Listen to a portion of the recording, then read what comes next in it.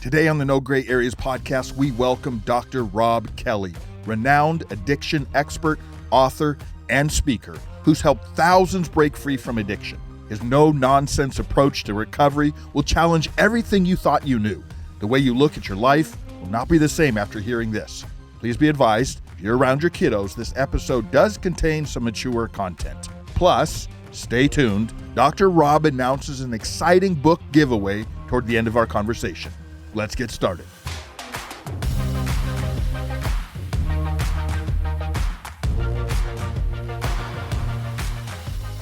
Dr. Robb Kelly, thank you so much for being on the No Gray Areas podcast. We are honored to have you. And I've been looking through your stuff, and I can guarantee our audience and myself that we are going to learn so much from you today. So let me just jump right in and ask you, we're going to jump into the deep end of the pool here. I'm going to ask you this question to set you up for, I think, the rest of our interview.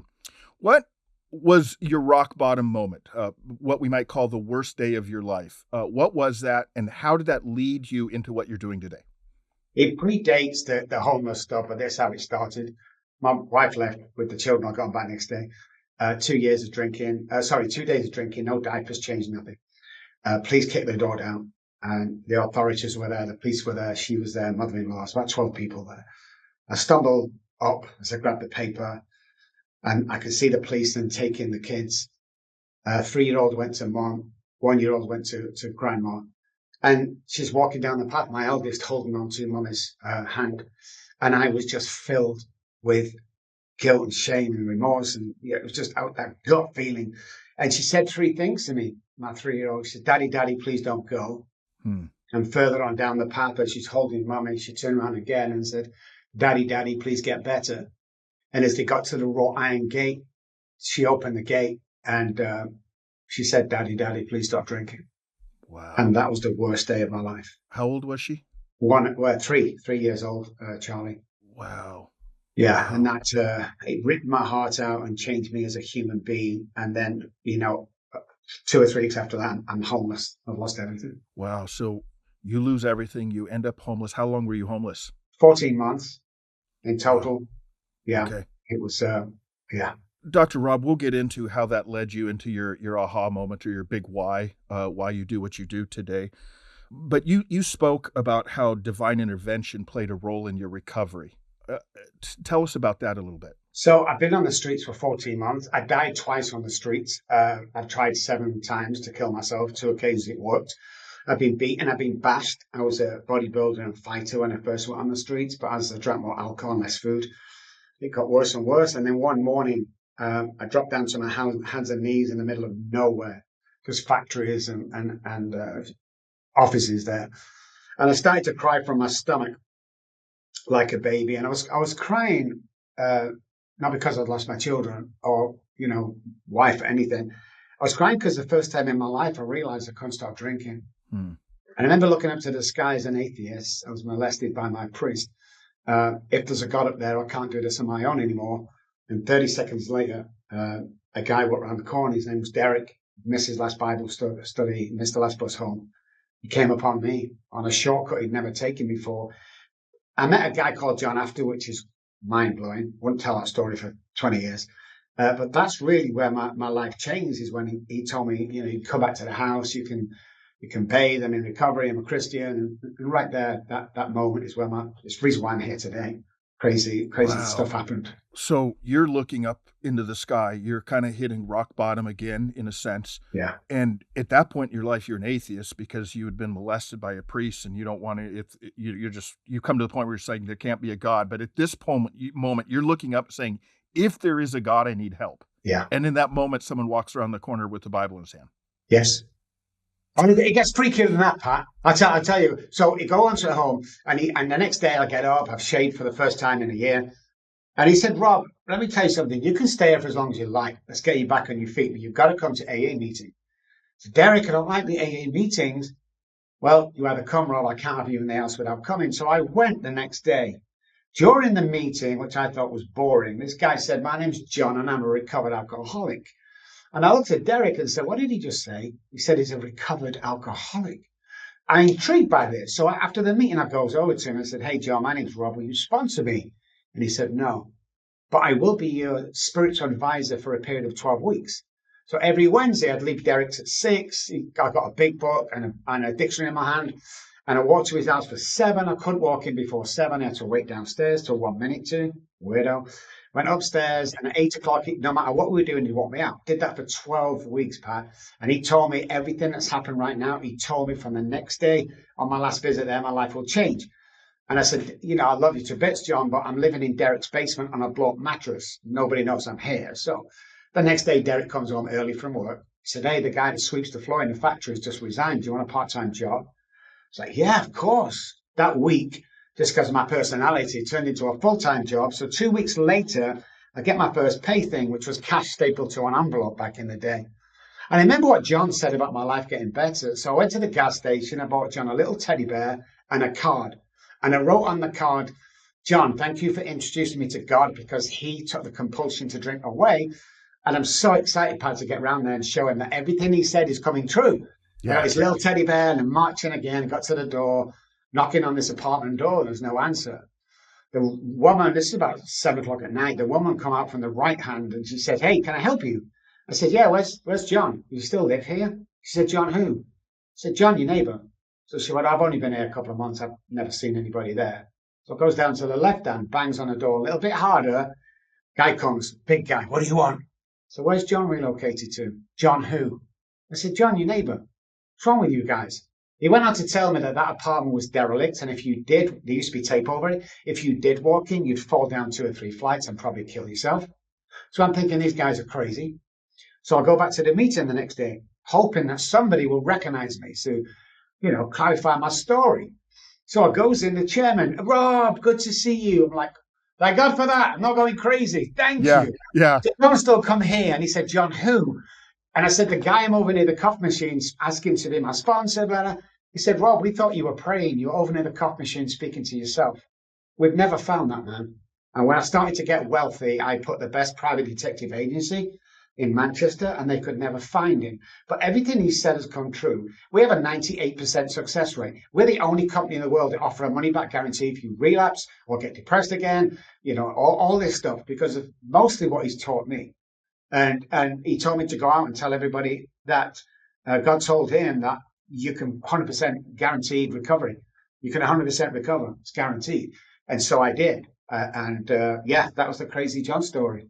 Rob, I just got goosebumps hearing that story. I won't tell that for 15, 20 years though, Pat. You didn't. You kept. No, I'm too embarrassed. Because you thought me. Yeah.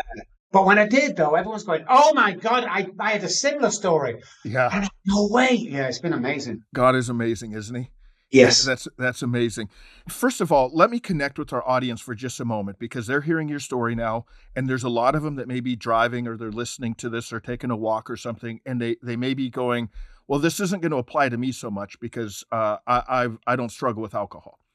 And so I just want to set it, and I'm assuming you would agree with me on this. I remember years ago, I've said this several times on our podcast, I was standing there with a guy and we were talking about addictions, and he goes, I don't understand how people can get addicted to something. And I didn't say it to him at the time, but if I could go back, I would say, what are you talking about? We all struggle with addiction. It may not be chemical addictions, but we all have something in our life that's wreaking havoc in our life, and we know it, and we keep doing it. Would you agree with that? 100%. Like 20 years ago, 95% of our work was addiction. Now 5% is addiction, and everything else is childhood trauma, entrepreneurs wanting to better themselves, because we found out that with the neuroscience that we learned about, we found out that it doesn't make any difference if you're addiction or not. The mind works the same, whether you want to better yourself or not. The treatment is kind of similar. So everybody has an addiction. Okay. And everybody knows somebody who suffers from alcoholism or addiction. And if you don't, it's probably you, is one of our biggest sayings, because we find that to be true. Now, how do I know that? Everywhere I go, especially in Starbucks, can I have a small tea, please? Oh my God, you're English. Oh yeah. Where you from? What'd you do? Oh, my sister. Oh, my brother. Oh, my aunt. Everybody knows somebody who suffers from some kind of addiction. Like you said, Pat, not always substance, but if you're going to the gym every day, no matter what happens, and then you book a family holiday away, and the first thing when you land, you're looking for a nearest gym, you have a problem, man. if you can't spend time with your family. It's all about balance. Life's about balance today, man. Yeah. So did it take you a couple of runs at that hill? I mean, most people that are struggling with especially chemical addictions, but I would say again, any addiction that we have in our life, some people Yeah, are addicted to anger and bitterness, right? yeah. But it takes them a couple of runs at the hill to deal with it. Was that your story or is yours a little different? No, I went into 12, 13 treatment centers. I relapsed so many times, it was unreal. I relapsed after I had the spiritual awakening with John. I still relapsed after that because I wanted to run the show myself. Yeah, it's been the last 20 years has been better. I did relapse about 12 years ago, but it was like for 30 minutes. Yeah. Yeah, I'm not a big believer in, oh my God, he's relapsed. Oh my God, stop that shit. Yeah. You relapse, you stop focusing, doing what you're supposed to do, 30 minutes, get back on. You've not lost the knowledge you have.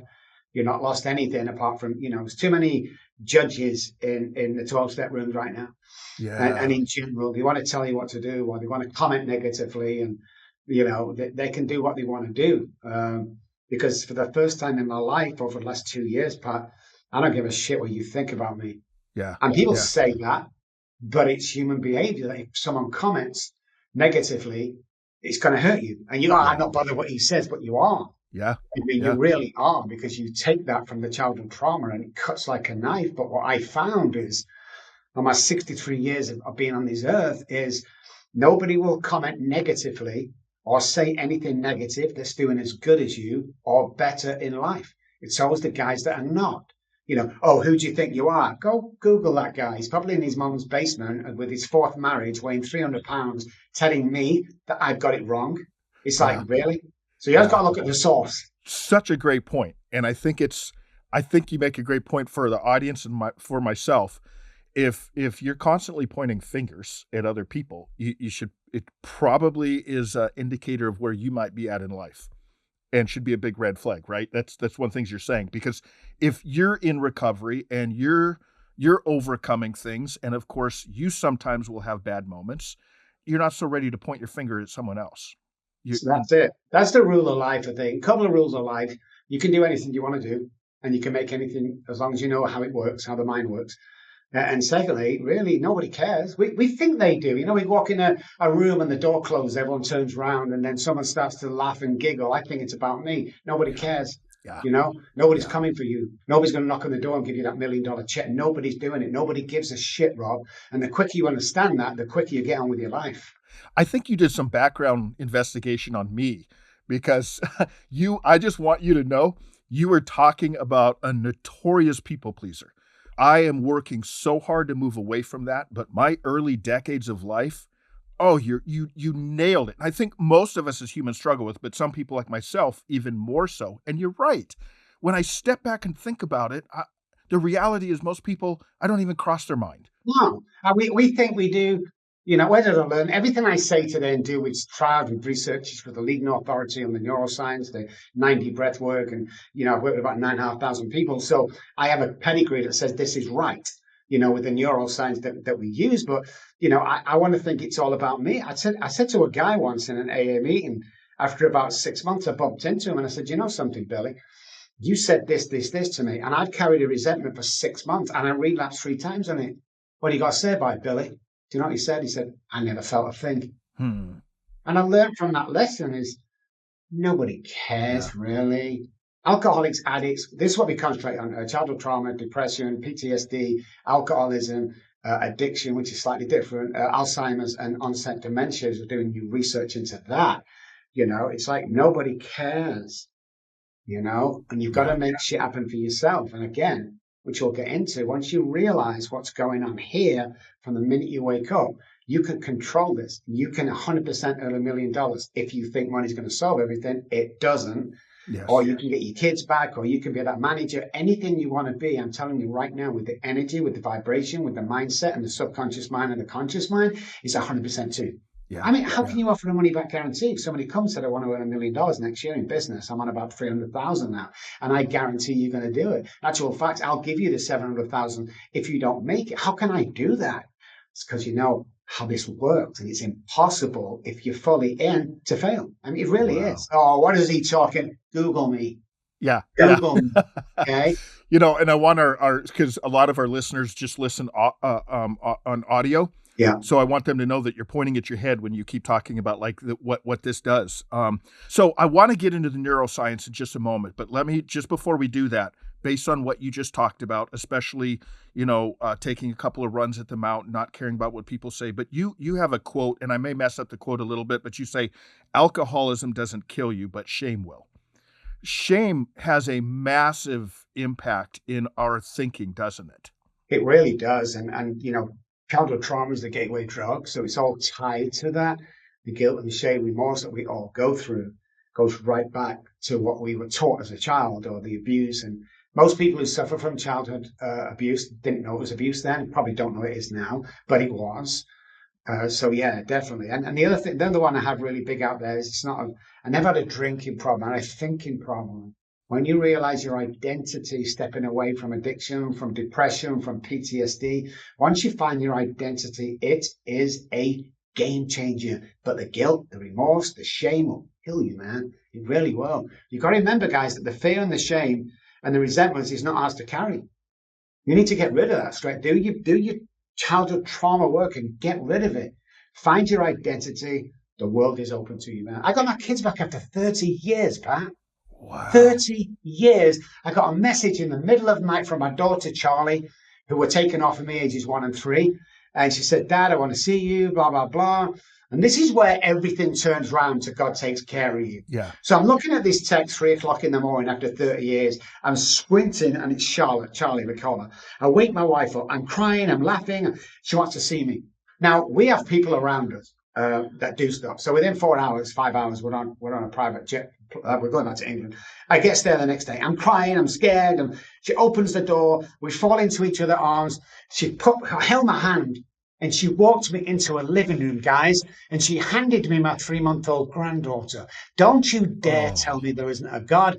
That girl right now is my lead therapist in my Manchester office, guys. And 4 months ago, my youngest daughter got in contact with me.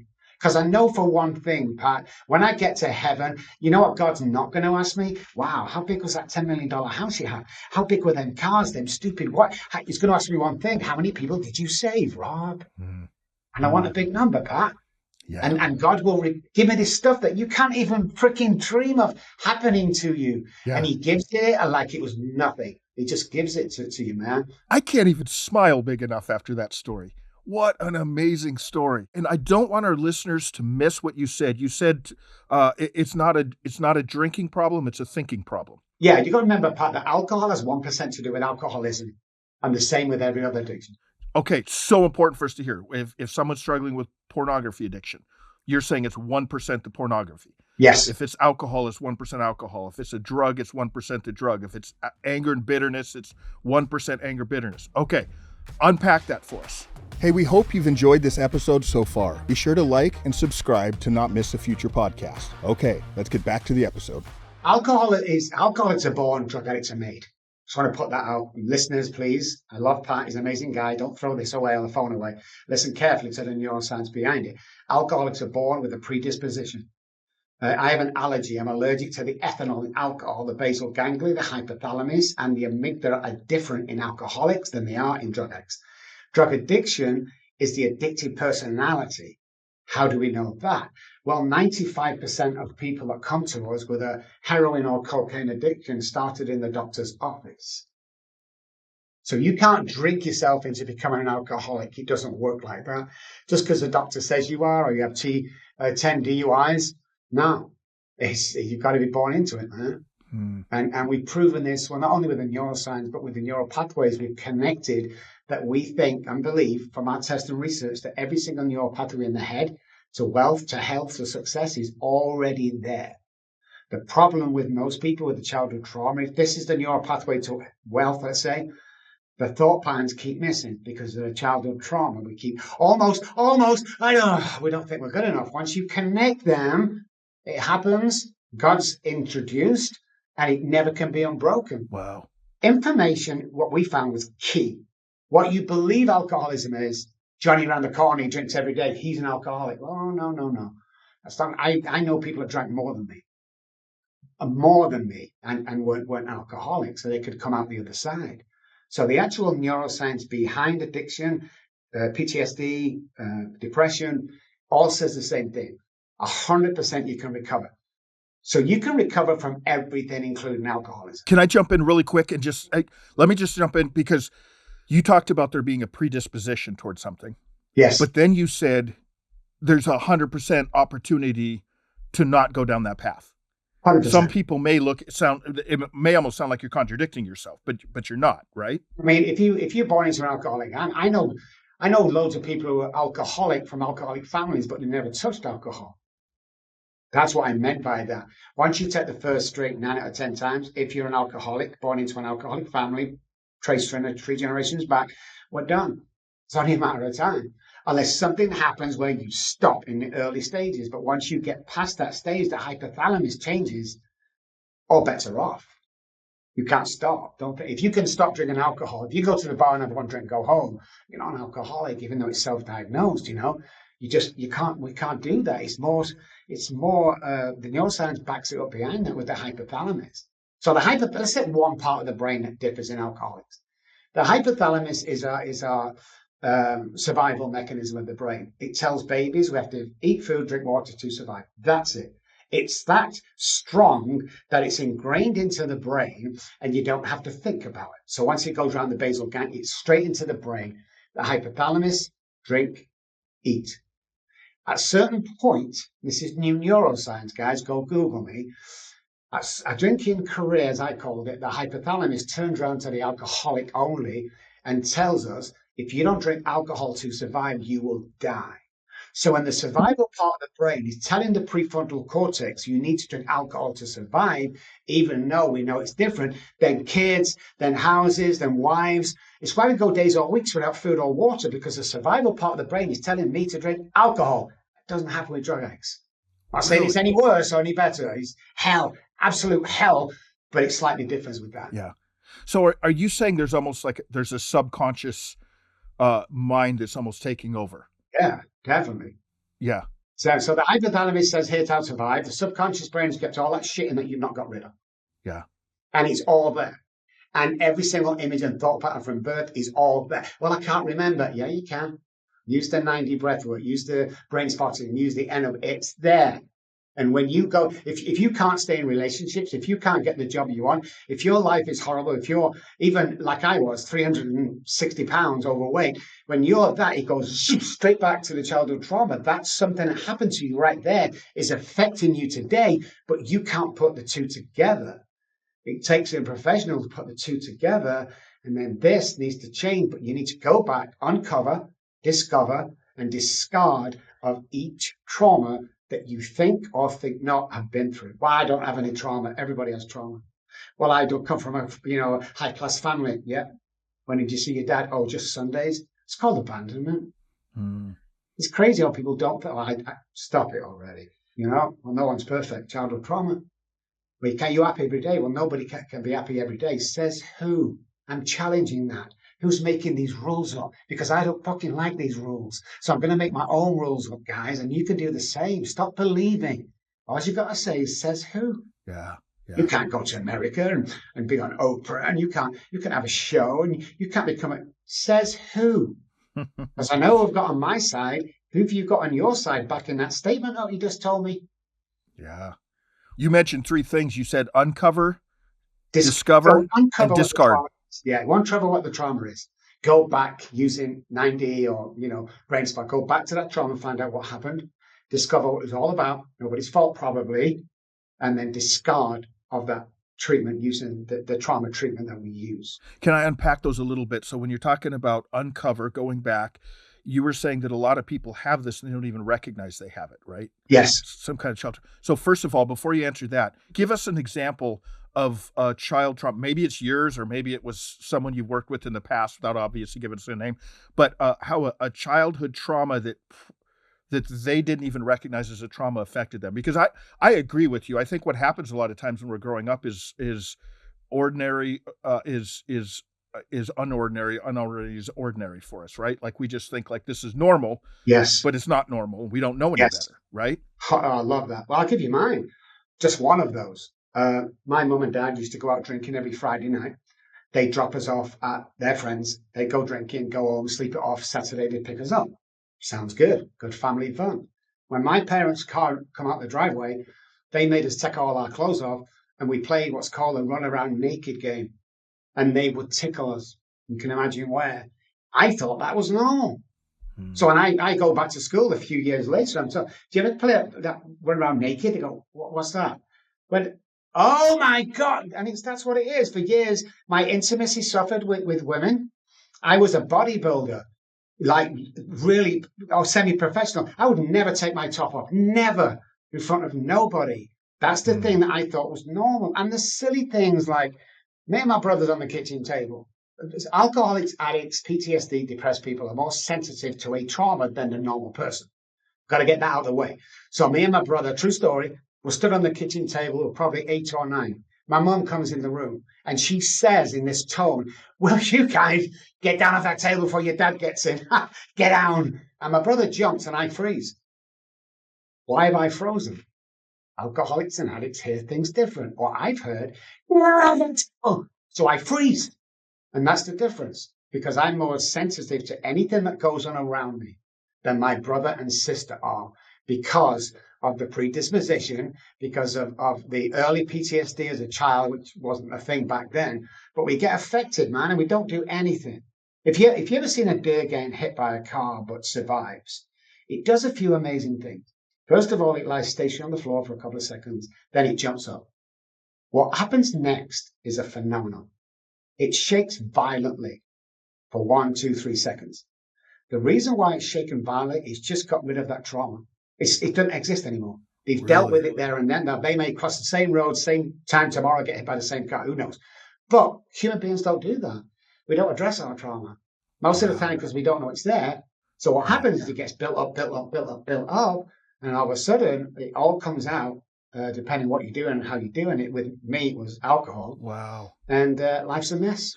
And so a lot of times what ends up happening to us, right, is we end up creating some kind of coping mechanism that actually does work for us, sometimes for decades, until it doesn't work anymore. And then we're left somewhat broken and wondering what in the world's going on, right? We don't even realize we put these coping mechanisms in place. So, for example, to get personal with mine, and I've shared this before on here, I think I'm learning in the last 5 to 10 years that one of my coping mechanisms was I'll prove you wrong. Yes. And it worked really well for decades, which was when I realized how unhealthy that was. That's a very unhealthy way to live life. I was kind of lost for some time because I didn't know how to do life without that. It wasn't that it didn't work for me. It did work for me until it didn't. And that's true of anybody that's dealing with some kind of childhood trauma or... Yeah, he does. And that coping mechanisms, we know, could be anything, but we never think it is, and that's the sneaky thing about trauma. It's not a car accident. It's not a divorce with psych problems. People have psych problems.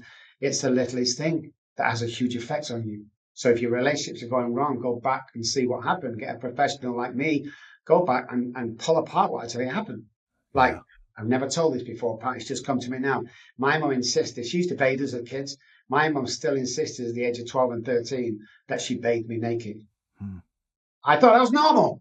Yep. We don't know. So that's normal is abnormal and abnormal is normal in unhealthy places. In unhealthy homes. So explain the 9D breath work. You've mentioned that a couple of times in our interview. I think it's so important for us to understand this. And it's probably something that most of our listeners, including myself, hadn't heard before.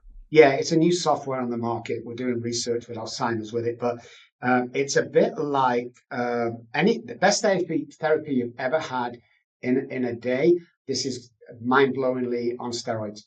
It can fit after one session. You'll be changed completely. You need about 30 sessions before it completely turn around. So it's a mixture. You put headphones on and you put eye mask on, and it's a mixture of a direct voice, some music in the background, and 9 subliminal messages entering the brain on different frequencies pertaining to the music that's playing or the tone of the voice the main character speaking. It's absolutely mind-blowing. It's the best piece of software we have ever seen. And we do it online and we do it in person. And it's phenomenal, man. It heals trauma. It sends you forward. We've had entrepreneurs in here. We've had movie stars in here. We've had road sweepers in here. All their lives have been changed. That's why we can guarantee recovery, because this is the key in the childhood trauma that we've learned. You know, what's interesting and what's fascinating about what you're saying is we had someone on our podcast, I think a little over a year ago. She's a therapist, and she brought up that this right here, and for our listening audience, I'm pointing to my brain, my head, this is one of the least studied parts of the human body. Yes. So we are continuing to uncover, there's so much unknown about it. So what you just said, explaining the 9D breath work, I think taps into that a little bit. Like you were talking about frequencies. Explain to us, you're saying that these 9 different phrases that are used are at different frequencies. Why is that? What does that have to do with the human brain and recovery? The vibration of a human and the intellect behind that and the hitting point is about 425 megahertz. So have you ever wondered, if you go to church, guys, why there's a praise band on first? You think just singing some Christian song, no. It's to set the vibration so that you receive the message when the pastor walks on. So 2 chord songs are the key. If you want to get really deep into this stuff, the neuroscience, play 2 chord songs through the day. So an easy one is A Whole Lot of Love by Led Zeppelin. When we get 2 chord songs rather than the 3 or 4 that is in every song, we get on a frequency with them too, because it's not, the third chord is not normally. So we concentrate on the 2 and it changes the pattern. Like if you have a pattern about anything, it gets interrupted. That's how we recover. Because patterns, you expect this, then this, then this as a musician. You're only getting this and this, then this, and your mind starts to wander, and all of a sudden you're open to different frequencies that day. Vibration and frequency is the key to opening your mind to what else is out there. Now, that all sounds fascinating, everything I've said. The problem is it's all new neuroscience that only us has studied, because there's no pointing to the prefrontal cortex, guys. There's no money in this. You can't get on a prescription. Pharmaceutical companies don't want to know you. You can't get into treatment. They don't want to know you. And the doctor's baffled with all this shit. So what does he know? Yeah. So you've got to understand that we spent 10 years studying this of the brain. Again, it's once you understand, man, you understand why you're on this earth. Because years ago, my biggest saying is you can be anybody you want to be. The biggest things that Americans used to say to me when I first come over here, I can't be president of the United States. They always said that. I'm not into politics, so forget your political views for a second. We had a freaking businessman running the country for 4 years with no political experience whatsoever. How dare you tell me that you can't achieve your dreams? It's just not true. In actual fact, let me apologize to you, because somebody's put that there. Yeah. You know, you talked about identity several times too here, which I think, again, is probably the core of our issues, both positive and negative, right? Where does identity play into all of this? We're born on this earth to do a certain thing that we believe. What happens, maybe over here you throw a ball back, we used to kick a ball back in England. Johnny, what do you want to be? I want to be a pilot. What about you, Billy? I want to be a doctor. What happened to them dreams? I'll tell you. They were kicked out of us by our family and friends. That was a stupid, Robert. You come from the project. You can't be a doctor. How stupid. Stop dreaming that. So they go. So once you find your identity, especially after addiction, depression, PTSD, the identity is snatched away from you, because the identity becomes less than alcohol, PTSD, whatever it is, your identity is snatched. We see this a lot in married couples that split up. The woman has lost her identity, so she's left with nothing.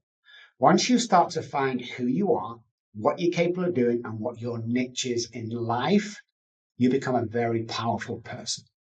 Most people, when they find that out, back away. Oh, no, stop it. Everybody listening to this right now is a natural born leader.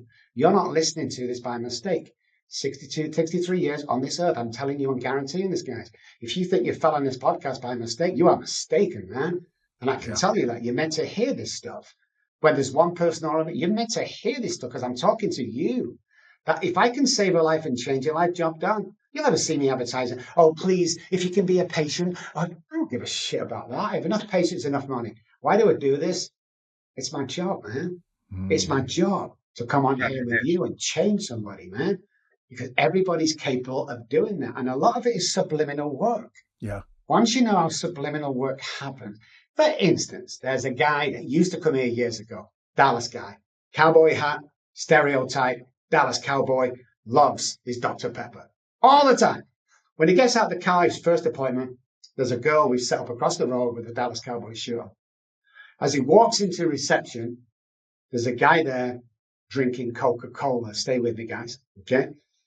In the elevator going up, there's another guy with a cowboy's hat on. And then as he gets in, he orders his normal drink. Normal drink. He always drink Dr. Pepper. That's his drink. Do you want a Coke? No. Then we take him out and we drive him around for a bit. Can we take you around, Johnny? Yeah, of course you can. We passed 3 billboards. We passed a guy on the side of the road with a Coca-Cola sign that he didn't even see. It's subliminal. He gets back in the office. Now he feels comfortable because all these cowboys things around him that he's not really seeing. Now he's comfortable and ready to do some business. But when he walks in, he'll order Coca-Cola. Why? Because of subliminal messages we just changed him. I will stand a guy a couple of months ago even. Where are you going tonight? Going to a steakhouse. You like steak? Love steak. So I did some subliminal work with him during that hour.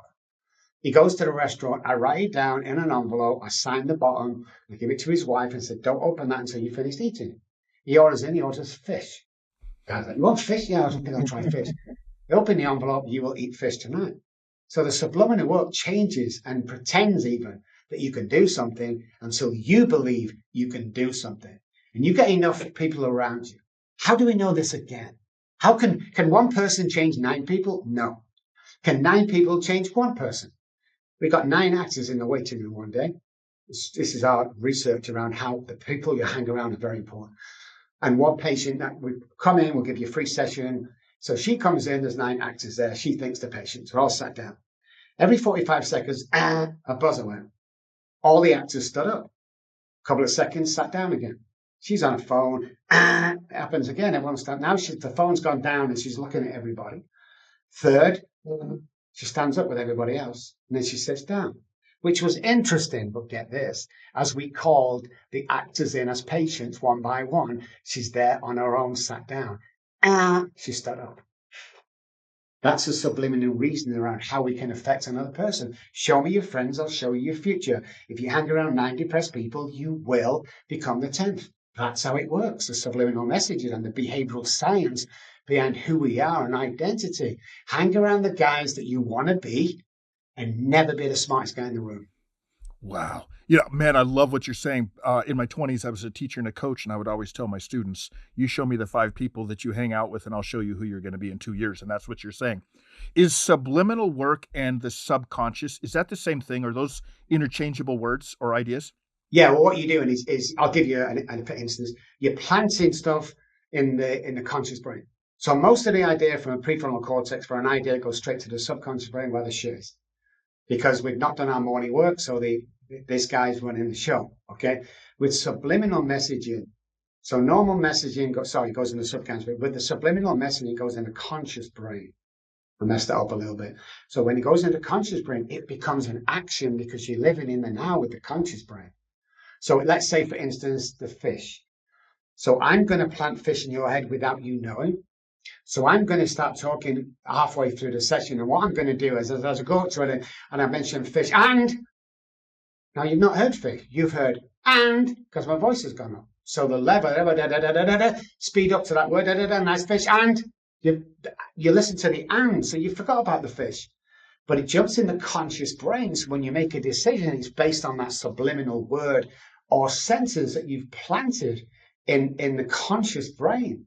So you order the fish and have no idea why, and you think it's okay, I'm just going to go with it. No, open the freaking envelope. How did I know? Subliminal work. Wow. That is mind-blowing. That is mind-blowing. So Robb, how does you believe in God now? I think you explained that earlier. Yes. How does your belief in God then fit with this work you're doing? How do those fit together? I'm assuming they're connected deeply. Well, we believe that we're born with billions of neural pathways that God's planted in there from birth. The reason why we don't connect it for what God wants is because of the trauma, the fear, the resentment, and all that stuff. So God helps connect them to what he was always meant to be. Babies are born with 2 fears, Pat. Fear of falling and the fear of loud noises. The rest are man-made. Wait till your father gets home. If you don't pass that exam, BS is what it is, man. God wants this free. And then you think about in the Bible how many times he said, fear not, fear not, Fear not, fear not. What you're saying, so 2 fears. As a little baby, we have 2 fears. Yeah. All the other fears we carry with today have been learned behavior at some point. Correct. Learned behaviors and enmeshment. What's the second one? Explain that second one. Enmeshment, where you can pass depression down to your kids. If you're depressed all the time, it's not a learned behavior, it's an action. So that's enmeshment when we pick that up. You see a miserable child, go back, the parents are miserable. You see a happy child, go back, the parents are all like me and you. They're happy every day, making things happen. It's all down to that learned behavior and enmeshment that we carry through childhood. Like we did a research part back in England when I was living there, and the idea was how powerful a subliminal message is or direct message is to a head of authority. So we went in a school when I was at Oxford, went into a school that my friend knew, and he said to the headmaster, "We've got a crazy thing, headmaster. We've created, me and Rob, this test, and the students can do it ages 8 till 11, whatever they were, and we'll tell you the next day the top 3 people in your class at the age of youngsters who's going to change the world, who's going to be captains of industry, and he said, that's impossible. I said, I know, right? But can we try it? And it's been done before. He said, yeah, you can try it. So we went in the next day and we handed these exams out, these test papers, and the kids filled them in and we took them back. And next day we come in and said, here we are. It's Billy. Billy? Yeah, it's Billy. Are you sure? Yep, Billy Smith. Okay. Jenny. Are you sure you got this right? Jenny. And Peter. Oh, yeah, I can see Peter, yeah. Okay, we'll be back in a year's time, but they're your 3 guys going to change the world, become captains of industry. Do you understand that? They said, yeah. We went back a year to the day, me and my friend, and we said to the headmaster, what's going on with our kids? Oh, my God. We need to take this to the government. I don't know how. How? Will you explain how you knew from that little test of 10? How? So we said, well, actually, when we left the school with the test papers, we put them in the trash can, and we picked 3 random names out. And because you treated them like superheroes, so they become. Wow. So it had nothing to do with the testing. You were just subliminally, in a sense, helping the headmaster in how he was going to treat these 3 individuals for the next 12 months. Because it was treated different. A teacher, Billy over there, he's the one that's going to be. So she treated him like that. So it goes back to who you surround yourself with now. You know, it's very, very, very important who you surround yourself with. I know, and that's all the stuff we're into. So again, guys listening, I don't mean to be here, but your first response is that's bullshit. That's not. Trust me, go Google it. All this is true. It's a new neuroscience. We're changing the world on a daily basis. The 9D, through a friend of mine, is going straight to JFK to change their health. All of that stuff's happening in the background over here because, you know, you can change. If you've got 2 or 3 people who are millionaires who's treating you as if you're them, guess what? Yeah. You're going to become a millionaire. Yeah. Now, I always thought money was everything, Pat. You know, I said to my wife when I moved over here, we met about 3 years after I was over, and I said, you know something? I was out of the industry. I said, you know, so if you can get like 20 grand in the savings, I'll be happy. So I started to come back into the industry. It was a freak thing. And then I said, listen, 100 grand. We get 100 grand in the bank. I'm done. I will never worry about money and we're done. 100 grand. Just get 500,000, 1 million, 10 million. Never does it. And do you know why, Pat? It was still childhood trauma that didn't fill his hole. That was still there. Mm-hmm. And until that's gone and God for me was replaced, you realize I came out of this $5 million house in Dallas. I had offices in Highland Park. I paid $1 million for it. They thought I was crazy. I drove there in a brand new Porsche 911, and which cost a fortune. I had a Richard Mille watch on that cost $150,000. I was the most miserable person in the world. Wow. And I had to take a close look at myself, and I realized that money buys you a couple of things. It buys you space, and it buys you better food. It does not buy anything else, man. I'm telling you now. So you could take, I go through life like this. I got me, my wife, 3 English bulldogs and a cat. You can take everything away tomorrow, put us on a tent in the middle of the field downtown Dallas, and I'll be as happy then as I am now. There's nothing I own now that I can't walk away from in 2 hours. Nothing. But it took some work to get there. It took a lot of work to get there, Yeah, a lot. yeah. Because I wanted you to know how good, how much money. I wanted you to know that I'm important. I wanted you to know, you know, look at this, look. I wanted you to know. Do you know why? Because I grew up in freaking poverty. That's why. And I never had anything. I was looked down on and spat on when I was homeless. And people were sick. Oh, I'm sorry. Sorry is a sorry word. I wanted you to know how well I was doing. Nobody freaking cares. This goes back to being a people pleaser, right? And thinking that people care. Yeah. I used to drive around AA like 4 or 5 times waiting for that front spot to become empty. I'd be there an hour. And when it come empty, I could jump on this brand new Mercedes.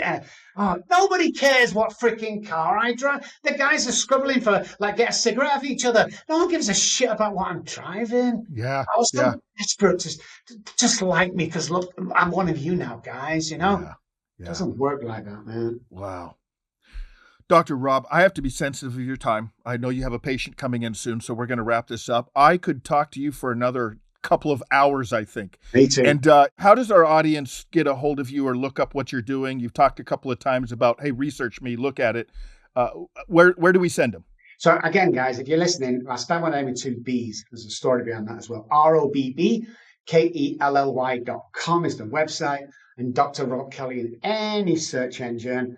If you come on and say you heard me on the Pat Show, I've got like 10 of these to give away.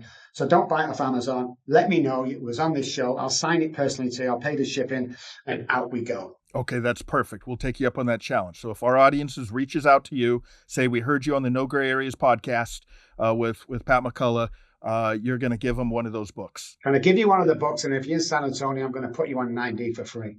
Okay, I love it.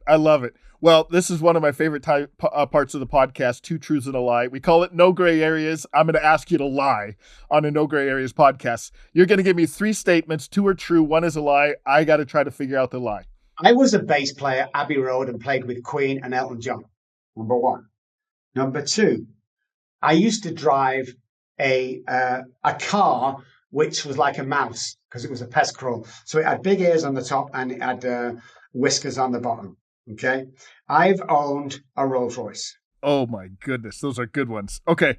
I'm going to say the Rolls Royce one based on what you said earlier is true. That's true. Yes. Okay. I got a 50-50 chance now. So you drove a car like a mouse, or you're a bass player and you played with Queen and Elton John? I got to go with the bass player being true because that's so far out. Correct. I got it. I did it. Brilliant. Absolutely brilliant. Yeah. Absolutely. Nice. Brilliant. Hey, Dr. Robb, again, I know you got a patient you got to jump with. This has been unbelievable. I'm going to look you up when I come to San Antonio. We're going to grab some fish and chips at your restaurant. I want to keep learning from you. Thank you. Thank you for sharing with our audience today. Of course. My pleasure, guys. Great to see you today, guys. What a fascinating conversation that was with Dr. Robb Kelly. Don't forget, Dr. Kelly is giving away free copies of his book to the few lucky listeners. So be sure to shoot him a message at addiction_doctor on Instagram. That's at addiction_doctor on Instagram. We'll see you next time.